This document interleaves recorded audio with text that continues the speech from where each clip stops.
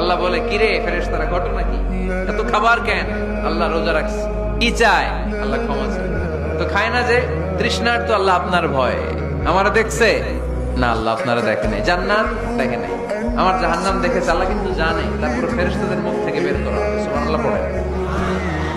আমার জাহান্নাম দেখেছি কিনা বলো। ফেরেশতারা বলে, না জাহান্নাম দেখে নাই।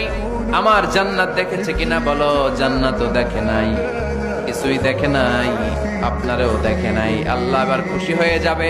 আমার খুশির জন্য আমার ভয়ে তৃষ্ণার্ত ক্ষুধার্ত সামনে খাবার হাত বাড়ালেই খেতে পারে, গ্লাসটা তুললেই পান করতে পারে, আমার ভয়ে খায় না। আমার ক্ষমা চায়, আমার কাছে ক্ষমা প্রার্থনা করে।